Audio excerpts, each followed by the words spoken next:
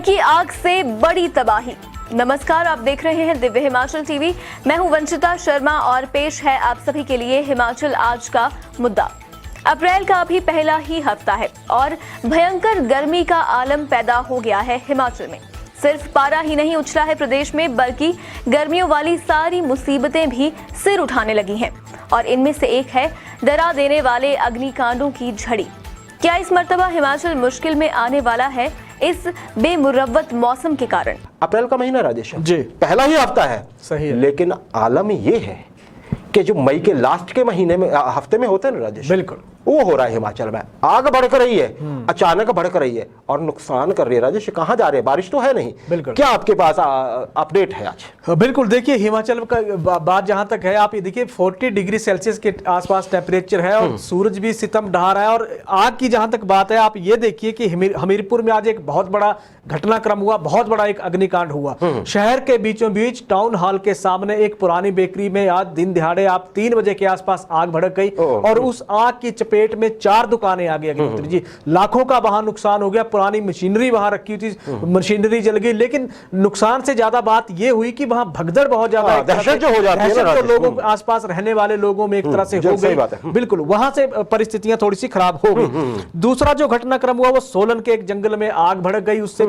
पिछले दिन हम बात करें, शिलाई में जंगल की आग बुझाते एक व्यक्ति जिंदा जल गया। तो इस तरह के अब अग्निकांड या आग अब हिमाचल को परेशान करने लगी है, हड़कंप मचाने लगी है। अग्निशमन विभाग हो गया, वन विभाग हो गया, बिल्कुल, पुलिस क्या तैयारी है? पुलिस के लिए तो खैर पिछले दिनों में वो आ गई थी ना सूचना की आप छुट्टी नहीं करेंगे फिलहाल, वैसे है ना। देखिए क्या तैयारी क्या है? देखिए वन विभाग की बात करें तो वन विभाग ने अपने स्तर पे तैयारियां कर ली है। वन विभाग लोगों को जागरूक कर रहा है, लोगों को बार बार जगा रहा है। ग्राम सभा की बैठकों में जा जाके कर्मचारी जागरूक कर रहे हैं कि अग्निकांडों से हमें किस तरह से बचना है। दूसरी चीज, वन विभाग ने लोगों से अपील ये की है कि जब भी वो अपनी निजी जमीन में कहीं घास फूस में आग लगाते हैं तो उससे पहले वन चौकी को सूचित जरूर करें, सूचना वहां दें कि हम आग लगाने जा रहे हैं, ताकि आग विकराल रूप धारण ना करे। अगर करती है तो उसे समय रहते काबू किया जा सके। वो वन विभाग के नोटिस में चीज होगी। पुलिस की जहां तक बात है अग्निहोत्री जी, पुलिस ने पहले ही लोगों के लिए एडवाइजरी जारी कर दी है। पुलिस ने यह कहा है कि आने वाला जो जून तक के जो दौर है ये खतरनाक है मौसम के लिहाज से भी, इसलिए बच के रहें, सुरक्षित रहें। और उन्होंने खास तौर पर बिजली के उपकरणों की बात पुलिस ने की है। फायर एक्सटिंग्विशर रखने की बात कही है, अग्निशामक यंत्र।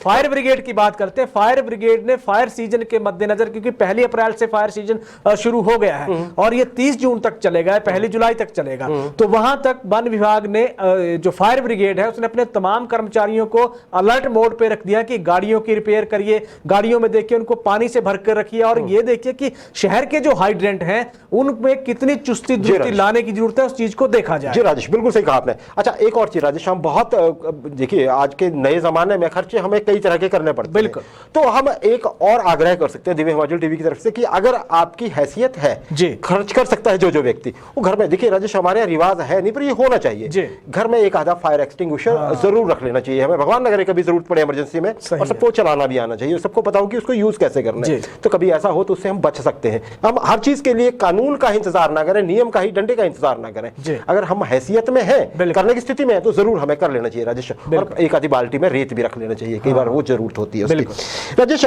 शहर और गांव में जो होती हैं चीजें, उसके लिए चलिए कई तरह की दिक्कतें आ जाती हैं। कहीं गलियां हैं, कहीं गांव में सड़क नहीं है, कहीं कुछ है, कहीं कुछ है। लेकिन जहां तक वनों की बात है, देखिए वहां भी बहुत नुकसान होता है। घर जल गया किसी का, कोई दुकान जल गई, हमें ज्यादा नुकसान सामने नजर आ जाता है। जंगल जल रहा है, हमें लगता है कुछ नहीं है, पेड़ जल रहे हैं, घास जल रहा है, फिर ठीक हो जाएंगे। लेकिन बहुत बहुत ज्यादा नुकसान होता है राजेश। वहां पे प्रकृति का नुकसान हो रहा है, वायुमंडल का नुकसान हो रहा है, जीव जंतु जल रहे हैं, पेड़ तो जल ही रहे हैं राजेश। हमारे जंगल, अनफॉर्चुनेटली हमने ऐसे जंगल लगा रखे हैं जो आग के लिए बारूद है एक तरह से। अब चीड़ के जंगलों की बात कर लीजिए, बिल्कुल उसका फायदा बहुत कम है राजेश, नुकसान बहुत ज्यादा है। हम कब देखेंगे कि हम हिमाचल की आबो हवा को जो वन होते हैं जो वो फायदा देते हैं, उत्तराखंड का उदाहरण देख लीजिए, है ना, वो चीड़ हटा के दूसरे पेड़, हम कब उस दिशा में बढ़ेंगे? इससे हमें 2 फायदे होंगे। एक तो उन पेड़ों को लगाने से फायदे बहुत ज्यादा होंगे, बिल्कुल, और साथ ही साथ आग लगने की जो आशंका होती है वो कम होगी। क्या राय है आपकी? अंतिम प्रश्न मेरा आपसे। बिल्कुल सही है। देखिए फॉरेस्टेशन पे सोचने का अब एक तरह से एक माहौल चल पड़ा है हिमाचल में, लगातार सोचा जा रहा है। पिछले दिनों की बात कर लीजिए या पिछली सरकारों की भी बात कर ले, तो ये कहा गया था कि अब जंगलों में जो चीड़ के जंगल हमने तैयार कर लिए हैं, वो आज के दौर में आप ये देखिए कि वर्तमान दौर की बात कर ले तो सबसे बड़ा वो संकट आज के दौर में बारूद एक एक तरह से बने हुए हैं, वो जिनकी जब पत्तियां और बिरोजा जो निकलता है वो वहां उसमें आग भड़क जाती है।